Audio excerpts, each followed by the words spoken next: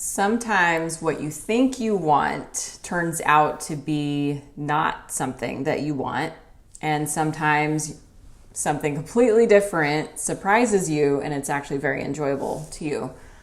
So a few years ago, Dan and I went to Mexico. I believe this was our second trip to Mexico. We went to Cancun and we were just trying to figure out what we wanted to do on one of the days. So we were looking at all the different like touristy activities, and we narrowed it down to parasailing and jet skiing. Dan wanted to go jet skiing and I wanted to go parasailing. And we almost got in an argument about it. I was like, yeah, parasailing, that sounds fun. Like you just sit in a little thing and like somebody drives you or whatever on the water and you like float up. Like I really didn't even know what it was. And Dan wanted to do jet skiing and that to me didn't seem appealing. And I didn't know anything about it, so I had like all these assumptions about it. So then I was like, wait, why don't we just do both? We'll just pay for both and we'll do it.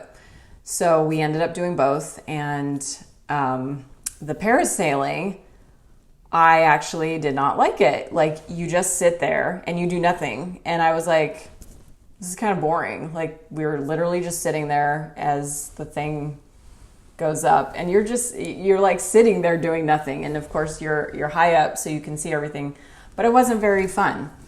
Now the jet skiing surprisingly turned out to be really fun for me because it was more active. So we each got on we shared one jet ski. That's right. We got on one jet ski together, and right away within like a minute we fell over because Dan was going too fast and he turned too hard.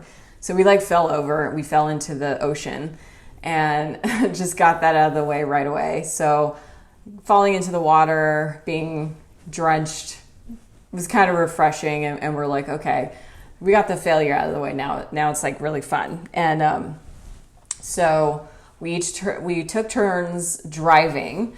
So you're like holding on and you're steering and you're like using your hands and your fingers and your arms. So it was actually a workout. It's like a full body like activity, and you're like using your legs and your back, and it was way more physically demanding than just sitting on a little chair that goes up and you're doing nothing. So we did the jet skiing for about an hour. It was super fun. We almost wanted to go longer than that, but we were getting tired because it was like really demanding, because we were like bounce on the waves, and when you hit the thing, it like smacks your butt, and like, yeah, so we actually got tired. I'm like, 1 hour is actually pretty good. I think I'm good. And it was super fun. And after we were done, we both were like, yeah, we definitely should do this again. We should definitely do this again. So that's the thing with like significant others, is they sometimes want to do things that you think you don't want to do, and vice versa. And you have all these assumptions about what it's going to be like, and then you actually do it, and then you know what it's like to do it. So you have the experiential like wisdom behind it. You have the experience of it because you're actually experiencing it.